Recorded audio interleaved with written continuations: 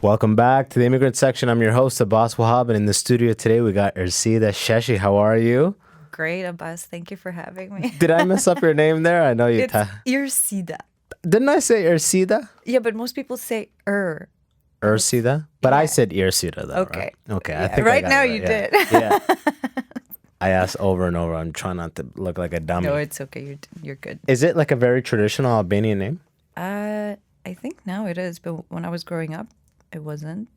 There were versions of my name, like Irsida, but no Irsidas. And then I Googled myself, and there were so many Irsida. You wish you didn't do it, huh? Yeah, I kind of wish. You're like, fuck. Yeah, but you felt special right before Yeah, that. I felt special because my parents told me the story of how they came up with my name. And What is the story? So the story was that my mom wanted to name me Iris, hence my nickname Iris. And then Dad, no, forgive me, it's the other way around. Dad wanted to name me Iris. Mom wanted to name it Eneida, which is Virgil's Aeneid. You know. What? Virgil? Virgil, is that like a god of something? No, he's a very famous, he's an ancient, he's a writer from antiquity. He's a Roman writer from antiquity, and he wrote Aeneid. Okay. Which is very well known because it kind of talks about Rome and blah, blah. But anyway, and my mom, being a lover of books, wanted to name me Aeneid. So she said, oh, we couldn't decide on one, so we just took together both names and we came up with it. And then when I Googled myself, I was like, okay, did you just lie to me? There's so many, they can't all have yeah, the same did they story. all come up with it? But that's their story. So you are of Albanian descent, and you came to Canada when you were 9 years old, right? No. Oh, okay. 15 and a half. 15. So, scratch me. 9 was what happened with the ear. Yes. At 9 years old, I lost my hearing on this side, which is what? The right side. Yeah. Yeah, and I had it from the mumps, which I think it's like a developing country I know. I remember when you told me that. illness or something. Just for reference, just to kind of just give people a little bit of an idea. So I actually met Irsida at a resort like 6 years ago. It was me and all of my university engineering friends. We went on a resort to the Dominican Republic. And at the time, I didn't even drink. Yes, I remember I didn't even drink. I was a good Muslim. Oh, yeah, you were. Yeah, I was a Muslim on like the... But you guys were the coolest. Yeah. We were like the coolest Canadian group after we got together. Resorts are all Canadians. That's If you go to resorts a lot, you'll notice it's just mostly, it's so many Canadians. Like that's true. A lot of it. It's a sign of privilege, I guess, right? Oh, you know what it might be? It might be the Canadian dollar. Like resort packages are pretty competitive. Maybe. At the time, because the US dollar is so expensive now. At the time, was it like 1 for 1, or was Canada even stronger? Like no, 7 I years ago? think you are correct. At the time, the Canadian dollar was actually stronger. Yeah. This was a while ago. Now the U.S. dollar has become way too high. I know, but even I went to Cancun for a friend's bachelor party a couple years ago, and in Cancun, I'm like, "Where are you from?" They're like, "Oh, Montreal." It's like, "Oh, okay. Where are you from?" Vancouver. It's Remember, like, I told I you thought that everybody in the the people world that was we were here. partying with before we met your group were from Quebec. Like from Quebec. Yeah, there you go. A bunch Yeah. of them were from Montreal, and we had a reunion. After that, we actually went for New Year's Eve in Montreal to unite with the people. With all the people? Yeah. Some people, partied. do you guys have a WhatsApp group that goes all year long? No. Thank We used God. to have a Facebook group which was called Kinks Cup. Kinks Cup? Remember how we used to play that game, the drinking game? You probably don't remember it, but like I was telling you guys, you have to come to our Kinks Club. Oh God, Some of the boys may remember, but I don't even. It was a while ago. Keep that in mind. But you should tell people why you guys were so cool. Can I tell people why you guys were so cool? Because I don't remember why we were so Okay, cool. I'll tell you why you were. Come a little bit closer to the mic. But yeah, Sure. go for it. I don't remember why we were. So I always tell people this really cool story of how I had the best 2 weeks of my life at that resort because this was my parents' gift to me for my birthday, and my brother was with me, and so my parents just let me and my brother do whatever the heck we wanted for the first time ever. They were there. And then at the time, I met you guys in the last 4 days, I think, before we were supposed to leave for Canada, like before our vacation ended. But I remember you guys being really cool because you were like a group of like 6 Multicultural. Multicultural people of color, like guys. It's the immigrant section. Yes, Dominican definitely. Republic style. Every single one of you was so Canadian, meaning like every single one of you was from another country. Yeah, right. And then the coolest part was that you were a walking party. You remember you had the shisha you had brought. Yeah. Did I bring a shisha? Oh, I cannot believe you don't remember. I was that guy. I was the guy. I was the shisha You had brought guy. your own shisha, your own tobacco. It was so cool because everywhere. Bluetooth speaker. I was just about to say the coolest part was that you didn't need to go anywhere for music. You would just walk with your own music everywhere. So this group of like 7 guys with their own. 7 guys. And then remember one of the guys, I forgot his name, the Indian one. Omar. No, the other one. Omar is sweet. The other one, like how he snuck Tasia, in. Shazib. Oh, Tasia. Yeah. He brought weed in his socks. He had a vaporizer that was in the shape of an inhaler, and he had weed in his socks, and he assembled it. He had it all disassembled, and he put it together in the airplane bathroom. Just like put the weed in it, and then was vaping weed in his seat during the flight. Are you for real? He's one of those guys that just kind of like pushes the envelope. Yeah. I remember. I was like, I cannot believe you got away with that because he really looks like every stereotype. Every stereotype that the people would stop at the airport. Exactly. Yeah, and he's got another story I forget of like.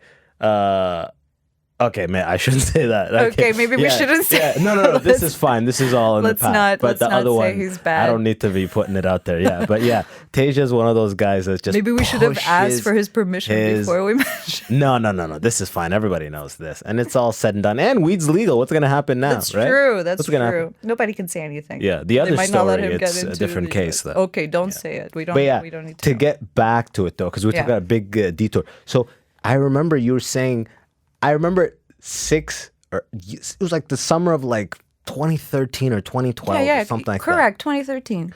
And I remember you said you lost your hearing when you were 9 from the mumps, and I had never heard that in my life. I was like, I don't even know what the mumps. I thought it was kind of like polio level thing, like gone kind of sickness. Well, it is. That's why I said it's like a developing country kind of illness because it has been eradicated.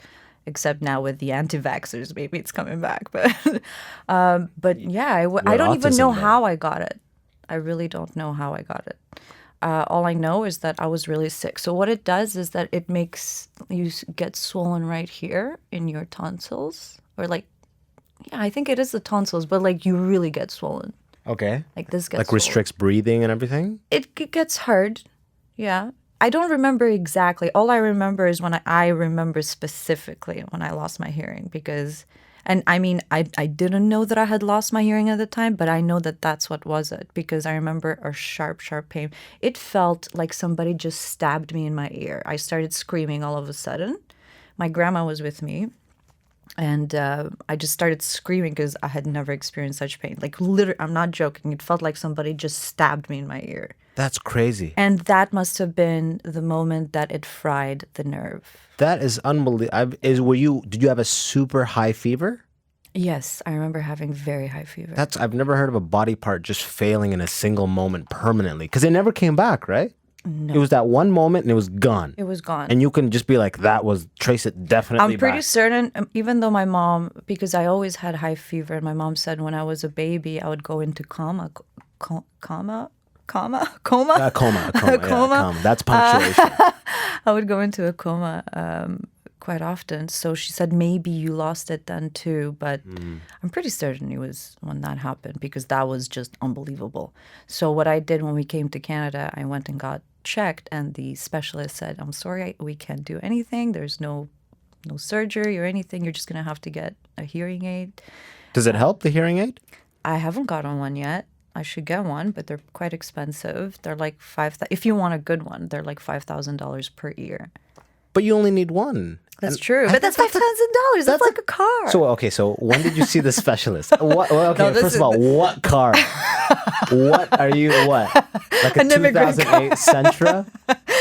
Like an immigrant's car where you just go pay $5,000 and it will last a couple of years. Yeah, exactly. Because I've known a few people that bought like a car for $1,000.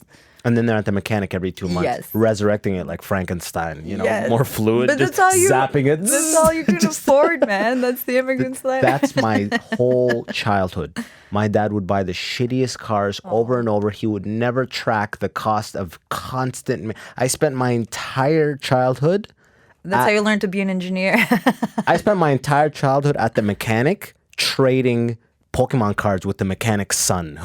But like, I used to go to the mechanic so much. Wow. I was friends with the mechanic's son. We would trade Pokemon cards. As we got older, we would like talk about girls, and he would like start working at the shop. I went there for 2 days. My dad, very cheap dude, would always buy the cheapest cars. Constant issues. He's constantly at the mechanic. Yeah. And he would always bring them Timbits. He would always bring like Tim Hortons Timbits just so he could haggle a little harder. Wanted to sweeten the... Exactly. Okay. I swear, Smart. this is true story. What a Sudanese guy. Yeah. And my dad's move is like, if you said like like just old like cheapskate moves. If you said the work is 80, he would. I give you 30. Immigrants, they use the front pocket, right? Yeah. That's the basis for immigrant economy. Yeah, my dad still does. Oh, of course. That's how you know. My dad, if you said 80, he'll put 70 in your pocket. He'll tap it. He'll be like, "Look, we're done." Okay, just like Oh my God, that's so funny. That's also like he'll very just give you a Albanian little thing. less. Yeah. So it's not insulting, but it is kind of insulting. Until this day, I go to the same mechanic when I'm in my hometown, London, and I pay every time he quotes me a price. I pay him just a little more to pay back. All of my father's debt for I swear to you, yeah. So I go back, I got a car, I wanted them to inspect it. I'm like, oh, I'm gonna go get them Timmies or Timbits from Tim Hortons. Yeah. And I show up and I've got Timbits. I'm like, hey, who wants them? They're like, we can't, please. I'm like, no, come on, have some, right? And they're like, he's like, we all have diabetes. From being fed way too much. Dude, my dad's cheapness drove these people. He's probably not the only one. Yeah, every Somalian cab driver, every Sudanese cab driver, every fresh Iraqi cab driver, every cab driver in London goes to this guy, Abu Muhammad. His name is A&M Auto on 3rd Street, 3rd Street and Oxford. Go there, the most honest mechanic ever. And because with mechanics, it's a question of honesty. Everyone asks, do you know an honest mechanic, right? Like a mechanic that a lone woman can go to and like, because a lone woman at a mechanic is like prey, right? You know what I mean? Just like with a problem, I don't know what it is, right? Yeah. It can go one of 2 ways. For sure. But this is the type of mechanic who's like... I would be a dream to any mechanic. Oh, 100%. I have no clue. I don't even drive. Yeah, exactly. It makes a squeal. Does that mean it's broken? It could be.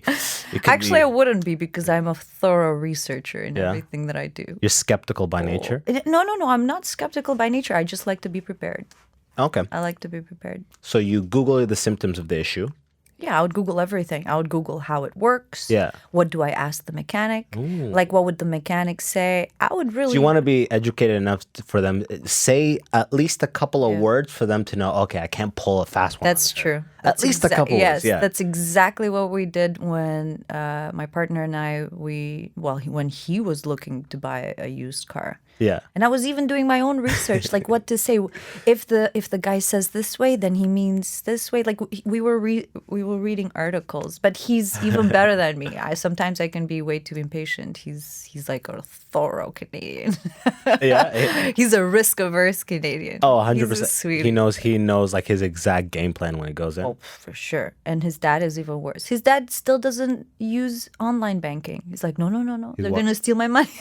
He's got that little balance book. He goes. Yes, literally, he has a balance. One of those old people in line, always in line in front of you when you need to go get a direct deposit form or something that needs a teller. Cute.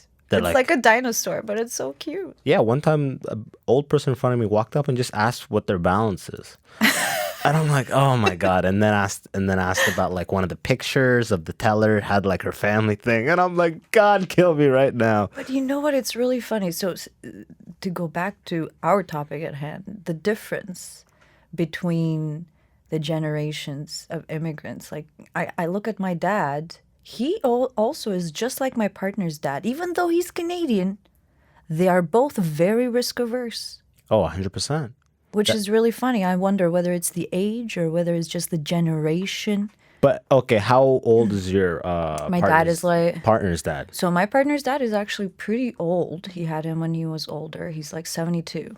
So 72, it is the so 40s. That's like when you come from that age, Yeah. even in North America, that like the 40s that's some like most jobs were very labor intensive. Hard work was prioritized. It was coveted.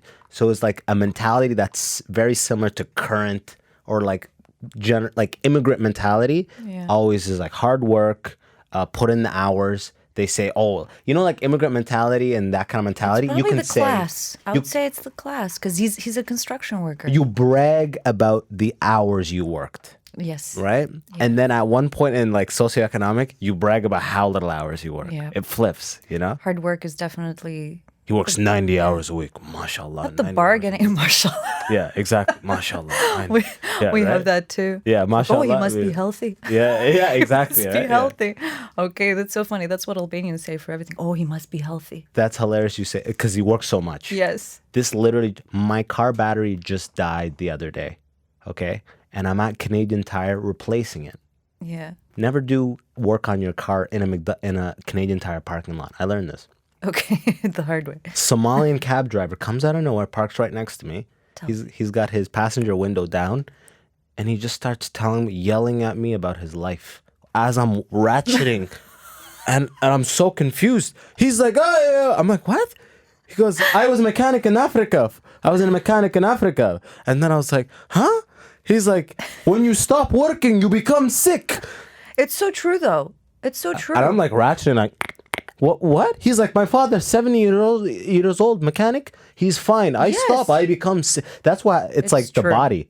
But the fact that he told me that it took me back. You'll never do work in that parking lot. But still, it made me think like, as soon as you chill and your body starts to settle, all those aches and micro injuries take their toll. You know what I mean? Well, it's because you're not using the brain.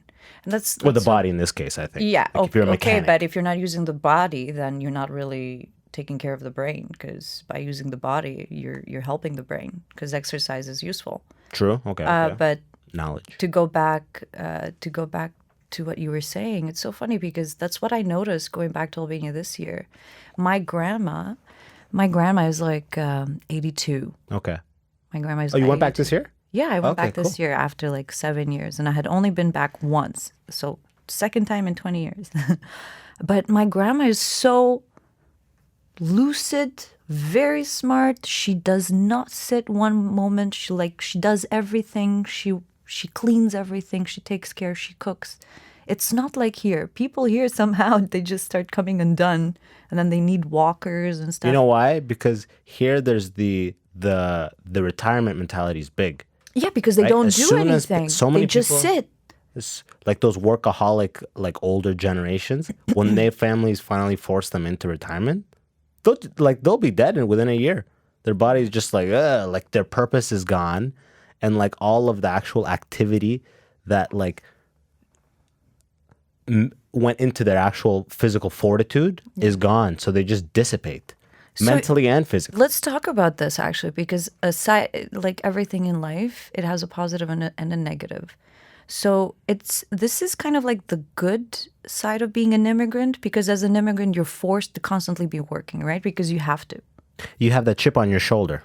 No, and it's not just about the chip on your shoulders that most of the time you still gotta be surviving. But I mean, that's not an immigrant specific thing, though. You got to be surviving regardless of immigrant or not. I would feel say like that, it's more of an immigrant, if based on every immigrant that I've met and my own experience, I would say that immigrants, they have to constantly be working to even achieve the standard level that other people have here. because that's how I felt even when I was even in university. I felt so behind in everything. I had never even gone camping or anything like that. Like I didn't even have the books, or I didn't have skiing shoes. You know, like the things that people here would be like, "Oh, you don't have skiing shoes?" Yeah. Like everybody would have and I would be like, "I just came here."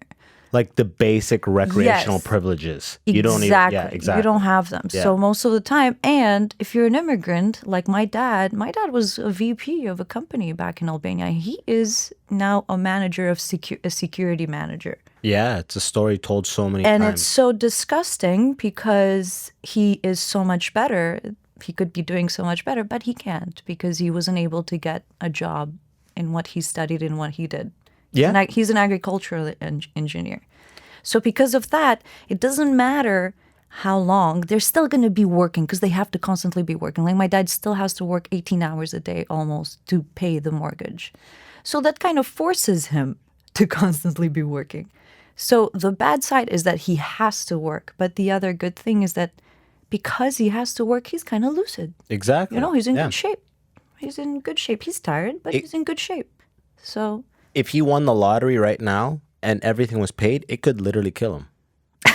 I'm serious. God forbid. Yeah, that's what I'm saying. Like the privilege of being able to just chill for somebody that never had that ability could ruin them. Like their body is just not built for leisure. You know, just how like an aristocrat, an old aristocrat, she, you know, like just been drinking tea and like doing this and that, let's say brought up as like royalty or something like that. And like they lose everything and she has to get a labor job. It could kill her. You know what I mean? No. It's like just there's a really good movie. I'm going to try to find it. I'm going to send it to you. I remember watching it in Albania, in Italian. In Italian? Because everything that we watched was in Italian TV. Remember how I told you I know Italian because that's how Albanians of my generation, we all had to learn Italian because we didn't have any Albanian channels. We only had one. So when communism, to explain I didn't know to the Albania was people, doing that bad. to the people that are going to be One watching channel? this. Sudan has like 2 or 3. Okay, but no, Albania is doing very good now. Oh, now? Okay. So in 1991, when communism fell, we only had one channel, one Albanian channel, and I think it would finish programming around 10 p.m. Okay. Really funny. So everybody, but before then, you were not allowed to listen to foreign radio or watch any foreign TV. So you didn't have access to anything. But when communism fell, now all of a sudden we have access to these things. So what are we going to do for entertainment? We started watching Italian channels. So even the grandmas, even the old people started learning Italian. Everyone started learning Italian just by watching. Like nobody was learning Italian through books, okay? Just by watching the TV. They learned it by themselves. Exchange like Italian like notes with your friends? Like what is this? We would speak in Italian in the classroom. I remember in grade 7 and grade 8, and like we would be joking and like we would be speaking perfect Italian in like a different like in the Napolitan dialect. And there's nothing children in the curriculum. are like freaking sponges. There's nothing in the curriculum. We did have Italian in high school curriculum, but nobody forced you to take it. Like only certain people could choose to take it. So all TV was dominated by Italian television. Yes. So I watched news, Friends in Italian. Oh. So when you guys get Seinfeld too? I didn't really watch Seinfeld, but yes. So I'm telling you, Italians would dub, and they were fantastic dubbers. So when I first came to Canada, I was really surprised to see Friends in English. I was like, oh, it's in English. Yeah. No one tell you just go put it. That was like French. I don't know what. Okay. I don't know what that was. I'm sorry about that. I don't know where I started on a tangent on this Italian thing, but well, I wanted to know like about Albania. Like you were saying how you had to learn Italian completely just because based on all the television programming. Where I think you were talking about your grandma, 82, fully lucid because she's been working nonstop. And I'm saying like that's a privilege in a sense to have actually things to do, like responsibilities that are physical. It's not, though. It's not a privilege because it's pretty hard. I would really like for my grandma to have the kind of privilege to sit down and not do anything. I'm very happy that she can work. I agree. But at the same time, I don't want her to struggle with the way that she is. But there's a middle ground between chilling and struggling. So that's the thing that I was talking about earlier. So like in life, it's so interesting to see this balance, how like, yeah, you're going to have a bit of bad, you're going to have a bit of good. It all depends on how you look at it and what you focus on. So if you focus on the positive, I think you're going to be okay. So I hope that, and I think my grandma focuses on the positive. That's why she's so healthy. But it's very hard for Albanian people to focus on the positive. So let's talk about this as immigrants. What's Albania? First, I want to know, what's Albania like right now? Albania has become really popular for tourists. It's beautiful. I would recommend it for everybody to. What's the capital? Tirana. Nice. I would really recommend for everyone to go and visit. It's so beautiful. It has gorgeous nature. And spend money there too. Yeah, but that's the thing. You're not really going to spend that much money because it's pretty cheap. Hell yeah, she's selling the hell out of Albania right now. Let me tell you, it's worth selling because we were in Croatia before then and we were so pissed off. It was. Do you guys have a beef? Because I know that there's a bunch of Eastern European countries It's that have not. beefs. I have absolutely no beef with Croatians, and in fact, like I like them, and to me, they're like my brothers here. They're the closest I have to my culture. Yeah, like here in from Canada, a tribal standpoint. Yeah. from a As in, like, culture yeah, standpoint. But as a tourist, when we went to Dubrovnik, we really felt like we were being ripped off everywhere we were going.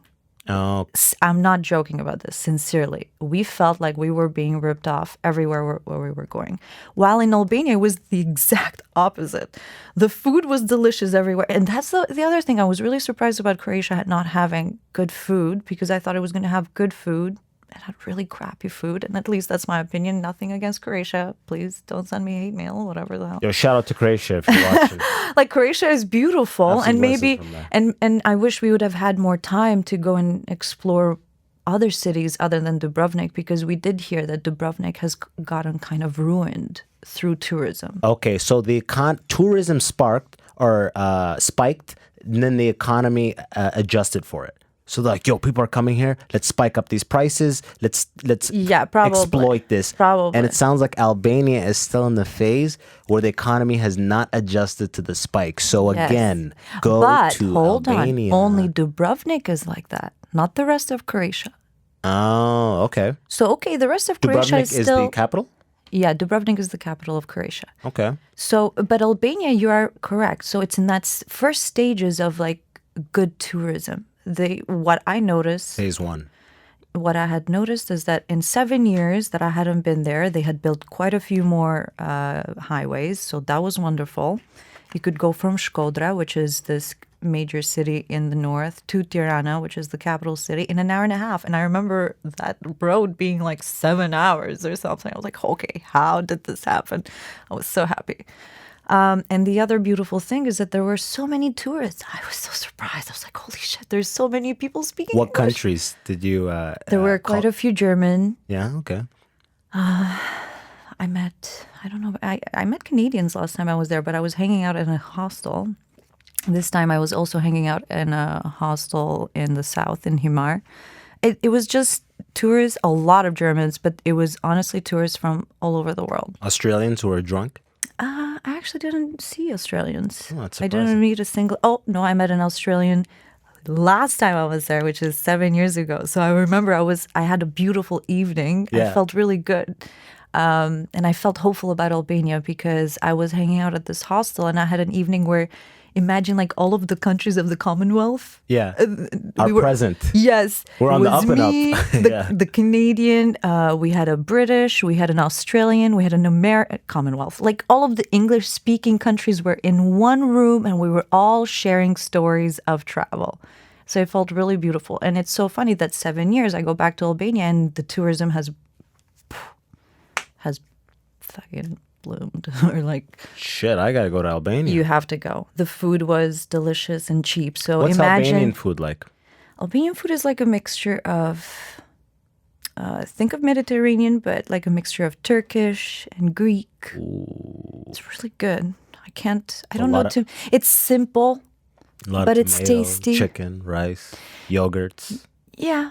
Yogurt for olives. sure. Olives for sure. A lot of feta. Ooh, this sounds like I'm just telling Mediterranean. you. So, okay, to tell you the difference between Dubrovnik. We went to Dubrovnik, we went to this nice beach, and then we stopped at a nice restaurant. And I remember getting a plate that $22 for a piece of meat that maybe was as big as my hand, maybe. And it was really dry, overcooked. And it came with like one small lettuce piece. Like a garnish? Yes, that's it. That's it. Okay. One lettuce, like small lettuce, and one slice of tomato that was like fuck so you. crap. Yeah. $22. I And then hate we that. go to Albania in the south. And if you do go to the Logara Pass in the mountain. And my best friend Kosana, who's like she's like some kind of TV presenter there. She's kind of like a VIP, but she travels everywhere, so she knows the country really well. So she's like, you have to stop by this place. They have great food. So I listened to her. What's it called? The low-key pass? Logara. The Logara. The Logara Pass? Yeah, Logara Pass. It's an actual mountain. It's so dangerous and scary, but it's beautiful. That sounds mystic. It is Logara like Pass. really windy street. But anyway, so we stopped by there. So I paid $22 for a tiny piece of meat that was crap. And then we go to this mountain, which is considered in a region that is very popular, in the middle of like the tourist season. And for So $22, the prices should be the highest that they would be. like, yeah, you have pretty high prices there in comparison with other places, but it was still pretty cheap. So one piece of meat with 1 kilogram of organic meat that was from goats that had just been cut, that had been Cut. like, You're such an immigrant. You're such an Yes. immigrant. Goats that had just been cut. well, I mean, like, these were goats that they had just Freshly slaughtered. They just went down. but goats that had They been were raised napping in 2 these, hours ago. They were napping. Okay, I don't know about that, but they had been raised in the mountains. So, like organic meat, and you know how expensive organic meat.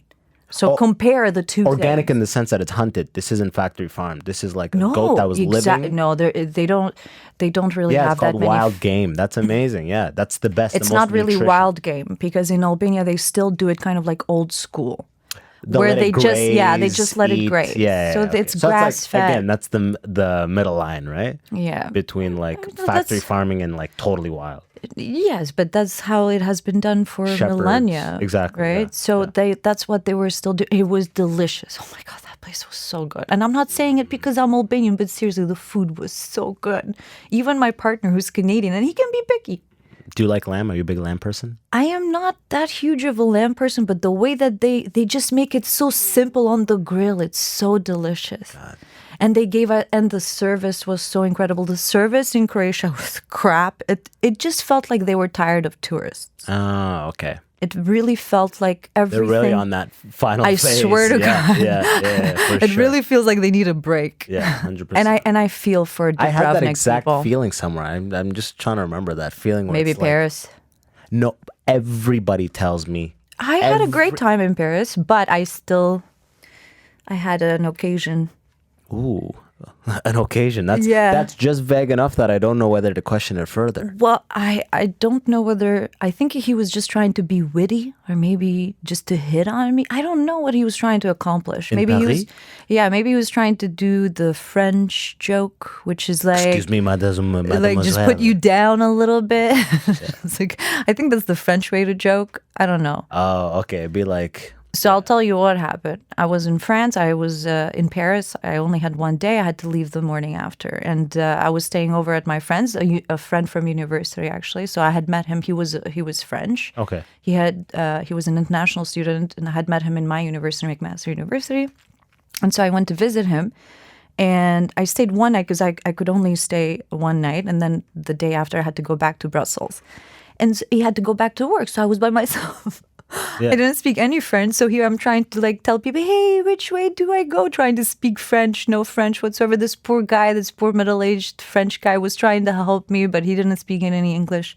And then so when I by some luck, I find the subway station. So I go in the subway station, and you'd think that the person working at the subway station is going to speak English. And he did. However, what was the first thing that he told me? And I went there and I said, "Parlez-vous anglais?" Just trying to be polite, you know? Do you speak English? Yeah. And he looks at me and he's like, "Parlez-vous français?" Oh. Like, why the heck would I ask you, do you speak English That's if what I people freaking tell me speak French? about the French. They always just be And like, then you know what he says? "What do you want?" oh. French Okay. people are known for being rude. It's something about the culture. And like I they don't really know. No, not all, but Of course not across the board, but I'm saying all pretty much 90%. And you just said you had a good experience, and then you told me that very specific bad experience. oh, but So I that have lines more. up I have with more what- bad experiences. But Well, there you go. they- That's what I'm saying. Everybody has terrible experiences in France. But I asked my dad, what's the most beautiful? My dad used to travel all the time, right? I asked him, what's like the most beautiful place in the world in your opinion? And he told me the south of France. You know? It is. So the south of France is supposed to be beautiful. So it's like we're talking about positive and negative, right? You can work all your life. Yes, you can. And now your body is strong because you've Yeah. been working and struggling. These people, for instance, they live in a beautiful area, but there's something that culture has like manifested in a way where it's just, I don't know, they have a resentment towards I think- English-speaking people. I think we should probably tie this to the immigrant experience as well, in the sense that everybody's judgmental. We're just different types of judgmental, or we're judgmental of different things. So the French would be judgmental of others, and they're very snobby in that sense that they're judgmental of everyone. So are the Italians, so are the Greeks, because they think that they are the shit. the shit of Respectable. culture. Yeah. And while immigrants are judgmental of everything else and everyone and themselves, because we just come from, I guess, conservative societies, even though, of course, I'm making an overgeneralizations here. But Oh, 100%. Like, let me give you an example. I moved in 1997, I moved from Sudan, or I moved from Oman, like in Muscat, but came to Canada. it's so beautiful. I came to Canada, and I moved to London, Ontario, that has a pretty sizable Sudanese population. Every Sudani man in London, Ontario, 99% of them drive cabs, okay? Oh, okay. And now But I've some heard of them, London is a pretty racist city. well, London is predominantly white, so whatever comes with that comes with that. I remember Khattab telling some stories. Yeah. Of racism. Oh, absolutely. I mean, like I said, it's like 350,000 people, but it's got a small town vibe still. You know what I mean? So you run into some of that old thinking here and there. But I moved here. They're all Sudanese cab drivers, and I remember being like, we're driving around. I remember driving in a family friend's cab. He's driving us back. Like, he had kids that were similar age to me, and we're driving through downtown London. And it's like Friday or Saturday night. Students are lined up outside bars. They're drunk. And this guy is driving, an immigrant who immigrated to Canada, begged on refugee status, right? Yeah. Please let me, they're going to kill me, whatever. Now he's driving a cab in London, and he's just being like, "Shuf nas like he's saying, like, look at these sinners, these terrible, these That's people, so they're all funny. going to I'll hell. share a story. They're all going to hell. Look Yeah. at them." And he'll Yeah. be like, "Toof, toof alayhim What is that? like he's saying, like, I spit. I spit, you know? And I'm like a kid, and I'm just like seeing this because, like, we're in Canada, you're seeing girls with short dresses, and he's got an immigrant just has so much resentment to the people. It was just the weirdest dynamic to see, especially as a kid, just hate. Just Yeah. like he's yelling. No one, we're all kids. He's not actually, he's not actually having a conversation with us. He's just openly like airing out his anger and His thoughts. His thoughts, yeah, and they were just so aggressive. So I'll tell you what happened to me. When I was in Hamilton, I lived 5 years in Hamilton. Shout out to Hamilton. Yes, we can give a shout out to Hamilton. It's a beautiful city. Yeah, And it was. it's getting a lot better. It's getting a lot better than what it was. Hey, people need metal, okay? So Okay, I don't know how much metal it's producing anymore, but so to go back to this, so I was in Hamilton, and at the time I was dating a Saudi guy, and I remember, ooh, yes, I dated a Saudi guy for 3 years, and he was pretty serious. But was he a high-level Saudi? Okay, I'm sorry, I'll let you continue. yes, Yeah, okay, we're gonna touch back on this. I'm so excited. I don't know whether we should. We don't have to say names, but continue. He's yeah. not gonna hear this. That's true. Yeah, but I have some people from Saudi clicking it. It's not him though. They're all low-level Saudis. But Anyways, continue. but to go back to the Saudi thing, to the Saudi culture, I don't know whether those boys that my ex was talking to were Saudi. Maybe they were Iraqi. All I know that they were Arabic speaking. Maybe they were Iraqi. I'm not sure.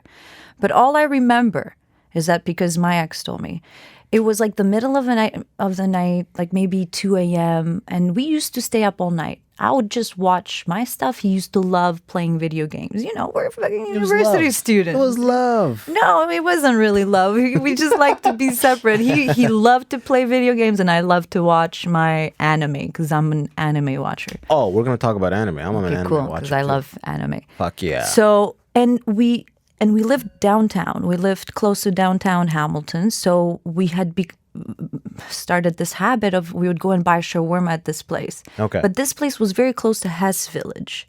So at 2 a.m., that's like, prime time for drunkies. Bars, etc. Yeah, and it's a that Friday vibe. night. Yeah, and that vibe. Hamilton, McMaster University, a lot of girls being over the top. I judge them too, but we shouldn't. Yeah. But I judge them because that's how I was raised. I was raised with judgment. Yeah, you were walking around judging them and you had a dress down to your ankles, right? Just like, look at these girls. you had your elbows to your ankles covered. Look at these whores. Whores. That was you, right? Shame. No, I wasn't. Ringing the bell even before he was Game a of very Thrones. progressive Saudi, and I means he let definitely am a you drive? progressive. It's funny. No, he let me wear dresses. Oh, okay. No, all I remember is I think I was just wearing jeans and the shirt or something. I was just jeans. Haram. That's but the hold devil. on. So we get to this thing. These two boys are outside, and because they had seen us, like as I told you, we had made it a habit to go and buy. So and he used to be just like a proper Saudi guy. He would be really polite. Yeah. So he would say hello to these guys. And that night they were commenting about some girls that were drunk and were half naked or something in front of the shawarma. And really, I really don't like it when women behave like that because it makes me feel like you're making yourself vulnerable and then it gives other people fodder to talk bad. But at the same time, I do believe that we need to be pushing the envelope a little bit further so that we can feel free to do whatever the fuck you want. So that's okay. Yeah. Yes. So I know I'm judging them. So it's okay. Unfortunately, I was raised in a backwards country. But anyway, so these guys, I'm waiting outside for my ex to grab the shawarma. And as he comes outside, they say hello or they're talking in Arabic. And clearly I have no idea what's being said. But he told me later on that the guys had told him, or they had commented about the girls, and then they had told him, "Where's your girl from? Because she looks like a nice girl."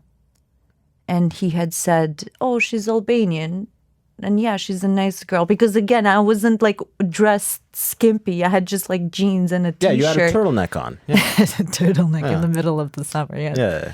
That's how wholesome you were. But I felt really bad that here they are, young guys. They're young guys judging these girls as if they're back home. So the guys were Arabs. But They I were don't know. speaking Arabic. Yeah, but I don't know where from. But it judging them in the sense look at that piece of ass or No, judging them as look at these whores, but you're with a nice girl because she's not showing skin. Got it. Okay. And it made me feel at that moment, even though I was judging those girls, I wanted to be dirty too. fuck Yeah, you. that's No, fine. I didn't Yeah. feel dirty. I felt fuck you. How dare you judge this? Yeah, dirty in the sense of being around them. You know what I mean? It just felt wrong. It just felt wrong because as a girl, and as an Albanian girl, I have dealt with this my whole life. And it gives you a lot of complexes. It gives you a lot of insecurity. Even to this day, I do not like to be overly sexy just because I do not want the attention. I don't want somebody to look at me and say look at that whore. Yeah, and that's some shit that was instilled within you in old thinking. Yes. That's not the right thinking. Well, and because I have that that's to the immigrant max. thing, to go I have back. that to the max. Well, because I don't know about you, but this is what Albanians do, okay? This is how they educate us, or this is how they keep us in track. They don't tell you how not to do. They just say, do you see how that person is misbehaving over there? Don't be like that. Yeah, they just point out. Don't you ever be like that. Like, they're always just pointing at other people misbehaving like that's so bad. That's like, they just put that person down. And then it doesn't matter how good you do, they're constantly telling you, well, the daughter of this so-and-so, she has a PhD. Yeah, right? She has 7 PhDs and 8 children. 8 children. What have you done? No, not about the children. Albanians are not crazy. Children heavy? Okay, they want children, but like 1 to 2 is perfect. If you have more than that, they're like, what are you doing? You have a farm that we don't know about? Yeah. They call it more hard? like, in Albania, it's more, what are you going to have, a soccer team? Yeah, right. That's. It's quite a few. Were you raised religious? Not really. And No. what's the dominant religion in Albania? So it says that 70% of people are Muslim, but Okay. because, and I think Islam had grown a lot and it had become problematic, especially in this city called Shkodra, and that's because of Saudi doing quite a bit of dirty work in Albania. Yeah. And they did this, and I remember they started doing this in the 90s because they got to my grandpa and they brainwashed him. He was such a progressive man, such a liberal man. And then the moment he started going to the, what is it called? Jama'ah.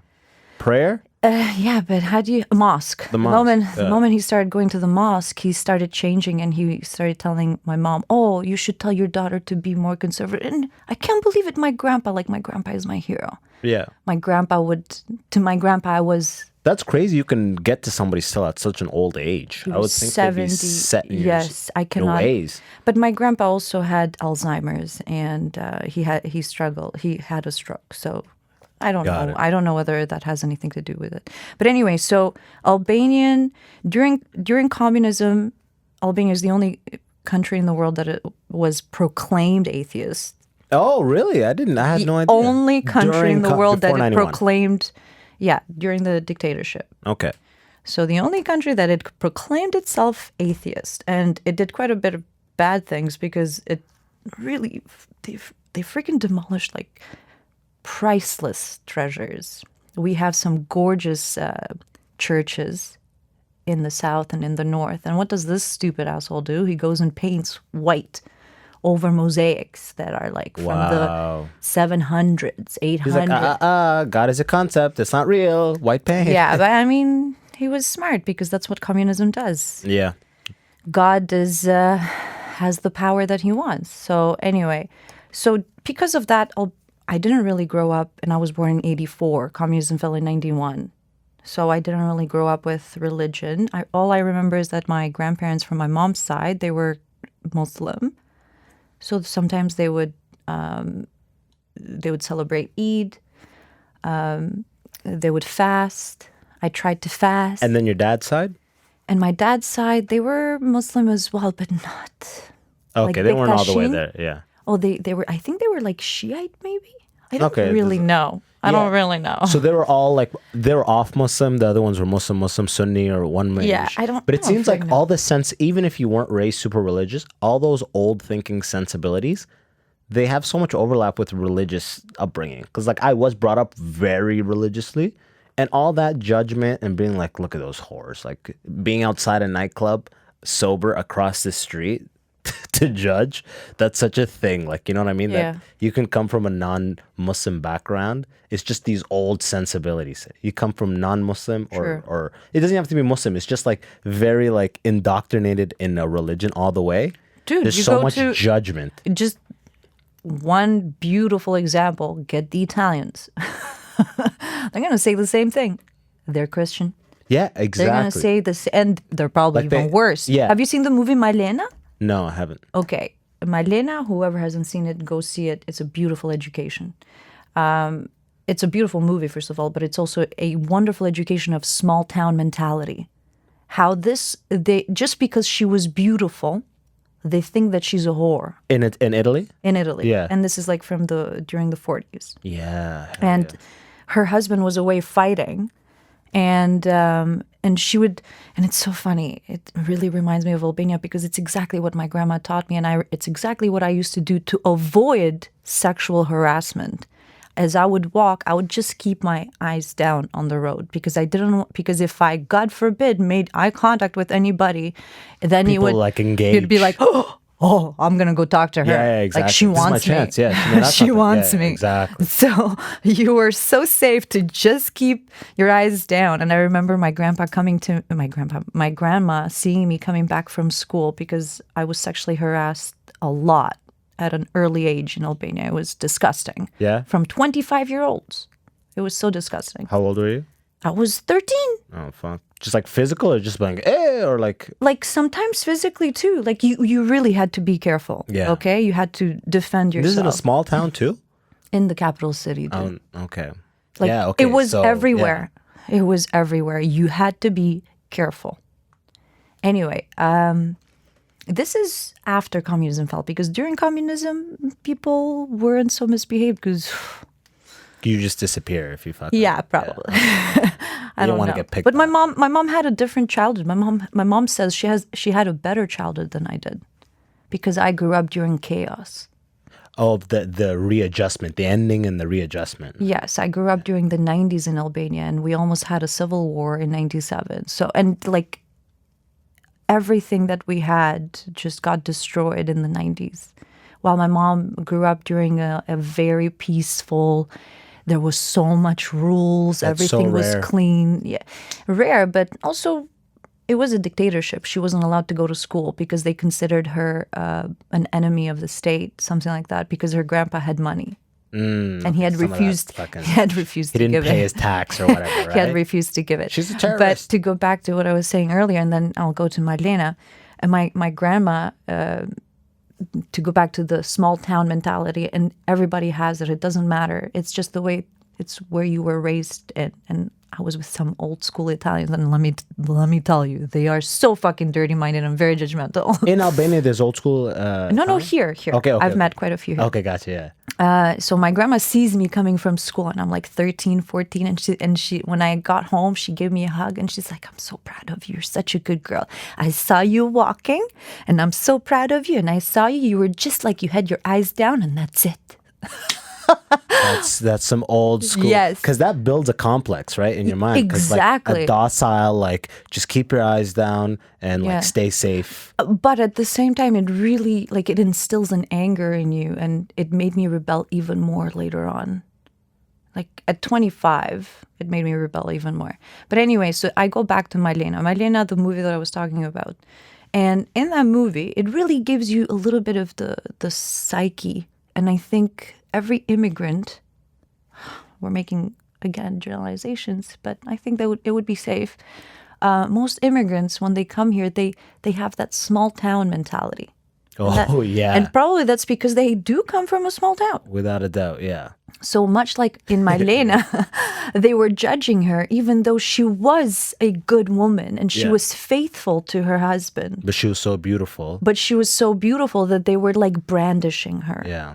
And then later on, you have to see the movie, but later on, she had to become a whore in a way in order to survive. She had to go just because she got fed up. Yeah. With the people like mistreating her and calling her names when she wasn't even those things. And I know that so well. I know that struggle as an immigrant girl or as an Albanian girl, the struggle to be given respect and to have a good reputation. And I remember even when I let's go back to our experiences as an immigrant. I remember when I first came to Canada, I was being given a bad reputation just because I had guy friends. Oh, yeah. And they were calling me a whore. And I had never even kissed. I didn't kiss till I was like 17, because 18 just years standing old. with them, yeah. And they were like, oh, Irsida is such a whore just because, first of all, I have two brothers. And I've always been very loving. I'm very pure-minded, or like I don't think dirty, man. I don't think dirty. No, come on, you can't tell me you never think. No, dirty. no. Everybody thinks a little bit dirty. No, that's not true. I'm not saying hey, there's nothing wrong with that. Like what I mean is that when I have a friendship, like your intentions are good. Like it's like I'm there's nothing so sexual naive. here. Like, yeah, I'm so naive. Like, and here are people talking about me as if I'm not. Like, how the fuck you don't even know me? Yeah. Because people, that's it. That's all there is. But that is the small town mentality. Yeah. And every immigrant, especially an immigrant girl, has to go through. And it really gives you complexes. And it stays with you. And then it gives you this underlying anger that just gets to you and eats you inside. And sometimes some people get better at managing it. And then some people get, they blow up like me or... Yeah, my mom, I think I've already said this, but my mom grew up in a village of and this is pretty much where I was born, with Hindi, Sudan, 2 hours outside of Khartoum, the capital. Okay. Maybe 2,000, 3,000 people. That's mud very huts, small. most of the stuff. But so when we moved here, my mom was like, don't hang out with white people. White people are bad. And then she would see me with Somalians and be like, don't hang out with Somalians. Somalians are bad. Don't hang out with anyone. She would just say, don't hang out. She just trusted nobody. She was so small town and tribal. Yeah. She trusted nobody. I wasn't even allowed to volunteer when I first came to Canada because my parents were so afraid that something was going to happen to me. Yeah, and you're like, I need this to graduate. Yes. They're like, and "What also to because I graduate?" wanted to volunteer, all I had dreamt about was kind of from watching American movies is these people joining clubs and doing things. And I love school. Yeah. Okay. I love knowledge Were and I you the wanted student to do council things. kind of girl? I would have liked to, but I also had deep insecurity issues and I was shy. Yeah, okay. And I was a brand new immigrant. Yeah. I struggled a lot. So you had no English at all when you came 15? No, somehow I had really good English that they put me in with the Canadians. Yeah? Yes. They put me in with the Some Italian shows had English segments that you learned from or what? No. So the thing is, in Albania, I don't know how it is now, but back then you are taught English from grade 4 or grade 5 and onwards, but nobody fucking takes it seriously. Exactly. It's It's just kind of like French in here. Canada. Exactly. Yeah, it's like French here. But I remember Albania had a couple, so later on, in the later 90s, Albania started having more channels. Okay. And I remember they had this one channel where they would play a lot of movies and they would have all captions in English. And I used to listen to a lot of English songs, but I think this movie channel really helped me a lot because I would see how it's written and then in my mind I would repeat. So you I would pieced write together it. 2 languages just from TV and movies. But hold on, because I also learned it at school, number one, and I took a 3-month course in English with my mom. But mostly, I really think it's from the movies and the songs. Yeah, But that's how I learned Italian. a lot of people are like that, but Italian too. That's But what's Italian really is pretty easy. Is Italian easy? It's an easy language. I would say so. When I went to Sudan when I was let's say 12 or 13 or 14. I went there for a summer, and they put us in a camp with all these Sudanese kids that are from abroad. So I remember me and my brother were so excited. We're sick, we're gonna be talking English finally with some kids. But all the kids, we were the only ones from North America. All the other kids were from Saudi. They're hanging. Some kids were living in Lebanon. They're all in Arab countries. So everyone is still speaking Arabic. And I remember I met one dude who lived in Mecca, Mecca, Saudi. A Sudanese guy whose English was the best. We hung out with him the whole time because all he did for the last 15 years was he would download every Hollywood movie and watch them all. And his English was from Mecca. He was from Sudan. He was from Sudan. But he was living in Mecca. Living in Mecca, yeah. The most religious city Muslim. in the world. And he's watching Die Hard, Die Hard 2. He has all the slangs down. He'd be dude, he would literally be in Sudan, in the camp, he would be sick. And we're what? You know what I mean? Because everyone else is speaking Arabic, and our Arabic is bad, so we're constantly embarrassed talking in Arabic. You know what I mean? God. Because you look stupid. Yes. You know what I mean? It's not like you get a chance to whip out your English and be look, I'm good at this. Yeah, you know? yeah. You just look like you're kind of you talk as if you're developmentally challenged. In Arabic. My Arabic is weak. So But when Arabic I'm is in a difficult Sudan, language anyway. But that's like you going back to Albania and being Albanian and being shitty at Albanian and being it's a difficult language. Be yeah, you're Albanian. You should know this, you know? You don't get a lot of leeway. You should know this. And I was born in Sudan too, so it's Yeah, but were you raised there? I wasn't raised there, but So there you go. You came here when you were 6 years old. What's my excuse? I came here when I was a teenager. true. But you speak Albanian. I speak Albanian, but I don't speak speak Italian. high level Albanian. Don't It's hard for me to express myself fluently. Yeah, but would or people laugh as you eloquently. talk? Pardon? Would people laugh when you talk? No. Okay, so then we're not on the same page. When I was in Albania, most recently, there was this old man. He was the bodyguard at this bouncer.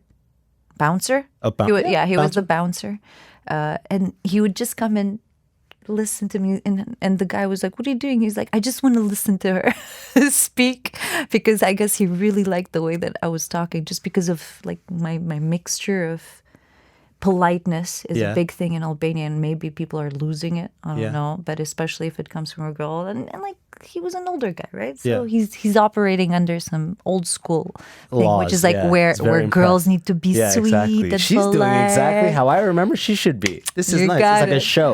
You It's got like, oh, it. she's so adorable. Yes. So that's exactly what I was doing, because that's how I was taught to do. Yeah. And I am in Albania, and I do not want to ruffle any feathers. Yeah, you had your turtleneck on, you know? No.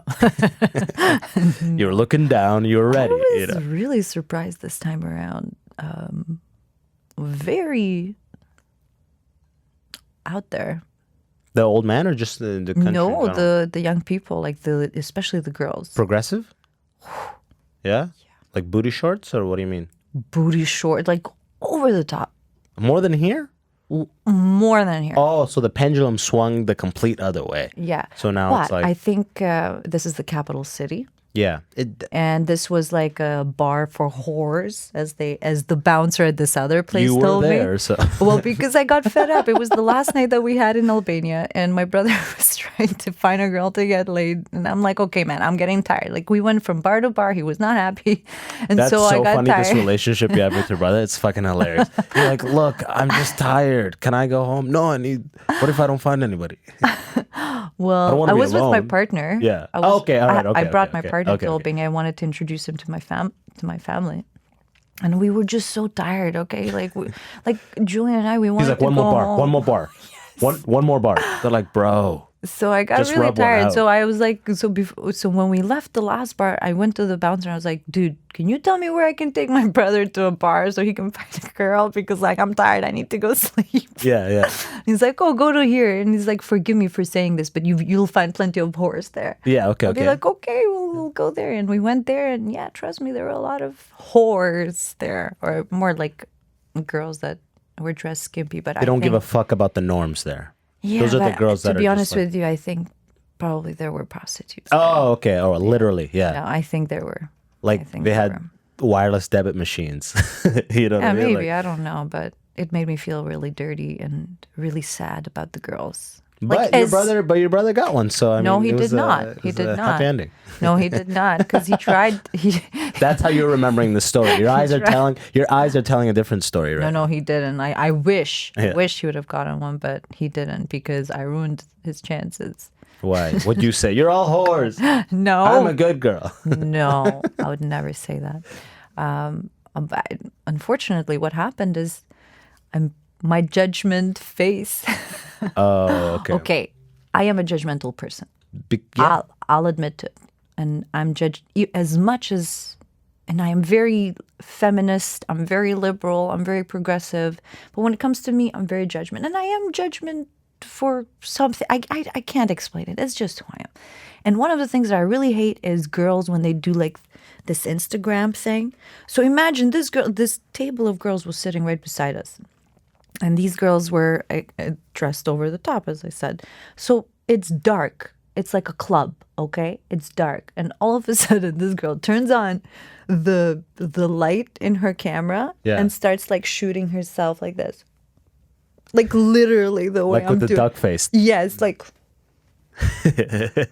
I'm not joking. Just like that. So I am very expressive. I can't help myself. What was the face you made? I think I gave her like such a weird look. So one of her friends must have noticed me, probably saw me. And so what did she do? She started dancing very sexily right beside Julian, because Julian was right beside me. So she kept on like shaking her booty and coming closer and closer to him. Yeah. And the funny thing is that she was dancing right beside my foot, so I could have actually just pushed her with my foot. You were thinking about it too. I was very tempted. Yeah. I am not a jealous person, but I do not like to be disrespected. And clearly this girl was doing it on purpose Out to of get me spite, 'cause jealous. of that face, Because Albanian girls are very jealous and possessive. Albanians in general. And I was just like, I wasn't going to play her game because my partner and I have a beautiful relationship. We don't get jealous. Yeah. At least I don't. Okay, that's not true. I mean, That's hilarious. I love that you added that. At least I don't. No. I just look. He's actually outside the window with a single tear coming down his eye. Bro, it's just a podcast, bro. Be cool, bro. no, that's not. You gotta talk to him. What do you mean? No, I'm just kidding.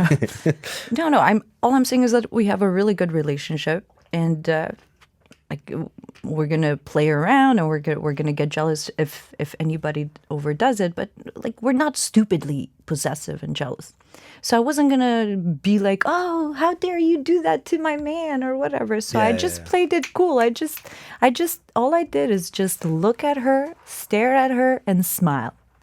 And then and she just started dancing even more sexily to the girl that was doing the duck face. Yeah. And as she's doing that, I just stare at her right in her fucking eyes and her face, and I'm just like looking at her from top to down. Yeah, meaning sizing like her up. Yeah, keep on doing this, honey, because that's who you are. Oh shit. Because I can be a bitch too, I guess. Yeah, that's in your own way. But I can always. I don't say it with words. I say it with a face. Yeah, that's your own. Yeah. But I was just because It's a weapon. how else am I gonna behave? Like, I'm not going to have a fight with this girl over here. I'm just going to look at her and stare at her, keep on going, do whatever the hell you want, because I have a beautiful partner. And actually, he really is a very good partner. Whenever we go to places that are full of girls, he gives me even more love. Oh, just to be like... Just to be like, so that I don't feel insecure, so that I feel loved. Oh, hell yeah. Because he's a thoughtful person. Shit, I'm taking notes right now. No, you should. Yeah. Really. It works, and it's very important. Love. And so and because of that, one of the girls noticed it immediately, and she's like, oh shit, we don't want any fights. So one of the other girls came and took her immediately and hugged her, and she's like, we gotta go. And then the other girl's like, oh, I saw her do some kind of thing, and she did something with this, like as if like I'm snobby or snooty or something. Some Albanian thing. Yeah, and the funniest thing is that during this whole time, my brother had left. So before he left, he's like, how much do you want to bet that I'm going to take the hottest girl in this table over here? I was like, I don't think so, but okay. So he was gone to go get drinks for us. So when he comes back, these girls are gone. He's like, what did you do? That's exactly what he said. And he's like, what happened? I'm like, well, I'm sorry. They were stupid. They left. What? But he just runs outside with 2 beers. No. I've got a picture. Ladies, I've got a picture. There is no such thing as pictures in Albania. Sure. Yeah. They Moose don't head? do pictures. They don't have moose head there? But they don't do pictures. They only do bottles they only do bottles or maybe a pint. They don't do pictures. No such thing as pictures. When I went to Switzerland, every time that they would talk shit about like people, they would call them shippies. Shippies is like what they call like Bulgarians and like Albanians and like Romanians. But what does like that mean? It's like an Eastern European, like an Auslander, like an outsider. It's like almost like this grouping of like a peasant, so to speak. So what I want to know is in Albania, who are they the most racist against? Because everybody's like, if you're the ass racist. of the joke, who are you? Well, this is the funny thing. I know Albanians are racist, but at the same time, they're friendly people. Like if you are a good friend to them, they don't give a shit what color you are or who you are or where you're from. Like it all depends if you prove yourself to them. Like if you're good to them. But they're racist towards everyone. And of course, like everybody else, they're racist towards people of color. Yeah, okay. No, I just was wondering if there's one specific group. No. Because we feel bad because we're mistreated by all of Europe thinks bad of us. Oh. Maybe. So you guys feel like the gypsies. underdogs. Gypsies. Okay, yeah, I mean, that's a European thing. Yeah. But gypsies are just kind of like But wanderers. Albania had quite a bit of gypsies. Gypsies are like Romanian traditionally, right? Yes, but we also had quite a few in Albania. Yeah? So, yeah, and I remember feeling, it was like my first introduction to racism, actually, because I remember feeling really bad, because I would always feel bad, like, why would you... How they're treating Yeah, gypsy? the way that they would talk about Jevg. Is that the word for gypsy in Albanian? Yep. Yeah, but it's also it can be used as a term for somebody who's like a person of color. Okay. But it's mostly for Is it like the N-word? gypsies. Maybe. I don't know. Maybe. Yeah. I think I've been here too long. Yeah. I'm trying to remember. Maybe. Yevk. Yeah, maybe. I think it's like for a person of color. Okay. I'm gonna start calling my boy. Yo, what's up, Yevk? No, for a black person. Yo, what up, my Yevk? No, please don't. Yo, what it is, Yevk? For black person, I think it's zezak. Damn. That's pretty close to the bird's name in Lion King, Zazu. Oh, interesting. Yeah, I don't know. Zigzag? You know what? I've always Imagine wondered. it was zigzag. That would be perfect. How did they come up with this word? Like, where Yeah. did this come from? I'm very interested in the origin of words. And, like, I'm curious to know how did they come up with this word? Because it's not close to Negro or anything like Look that. at those Zizak. Those Yevsk always rolling with the Yev. zigzags. Yevjit. Smoking the If it's weed going to and be the in spliff plural, it's and going to the- be Yevjit. But that Anyway. they just use that openly. They can use it openly, and it depends on who uses it. And I think most of them, what I've heard it in my experience, I've heard it most from the ones from the south. From the south of Albania, they seem to be using this a lot as an insult. The Yevk? Yeah, as an insult. Are the South darker than the North? Yeah, they are. Oh, so there's that shit going on too. Yeah. Man, every probably- country is the same. yeah. It's the same shit all over the world. Listen, we're like at the 70-minute mark. Okay, so what does that mean? That means that we're wrapping this Beautiful. up. Beautiful. It is late. Is there anything? There was a bunch of stuff we wanted to touch on, but we'll leave it to the next. Oh my God, we didn't talk anything about the mental health, which was really important. Yeah, I know. We'll have to leave it to the next time, Yeah, right? we will. Okay. Is there Let's do it. anything? I give people, guests, the opportunity to plug anything you want to plug. Mention anything if you want to. No pressure. Yeah. Yeah. Well, I do want to mention my mental health page. It's Okay. called This Crazy Head. Okay. I've been wanting to do a YouTube channel for it for so long, but I struggle with self-confidence. I struggle with just self-doubt. I'm a perfectionist like all other idiots out there who struggle with self-doubt. So I would like to do more about mental health because it's really important. And I struggled with it myself as an immigrant because being It's an swept immigrant, under the rug. yes, it's swept under the rug. But also we underestimate the toughness of the journey here, to find yourself, to find a place to belong, but also to find the confidence to be like, you know what, fuck everybody. I don't need anyone. I'm good enough the way that I am. I don't need to belong anywhere. Because I always struggled with, like, I feel like I'm not Albanian, I'm not Canadian. What the fuck am I? Like identity. I'm a person in limbo. I don't really have a home anymore. A Yevk. Yeah, a gypsy. But I would like to plug that. But other than that, What was the name of it one more time? This Crazy Head. It's on It's Facebook. a or- Facebook page. Yeah, check and- that out if you want to learn more about that and just like whatever you've got going on that initiative. you. I think you actually, I don't think you're the type to like hear this openly, but I think you have an amazing perspective. And I think you have a lot to be able to do like on that level, especially having the background that you have. Coming here at 15, that's such a good snapshot of before and after. Because I came at 6. I went back a couple times, so I was able to see That it. is But a true. lot of people come at 3, 4, 5, and they never go back That's to wherever their respective origin is. But coming at 15 and then going back, I think you have a pretty cool perspective. I think too. we can touch more on it next time. For me, on September 5th, I've got my next Plus Time Comedy monthly show. It's going to be a nice lineup. I'm going to have all the stuff plugged. Check out the link in the description. Free Times Cafe in Toronto. If you're in Toronto, come check this out. But yeah, besides that, you know where to find my stuff. Appreciate you so much for listening. Tell your friends about the immigrant section. Yeah, thanks so much. Peace. Good night.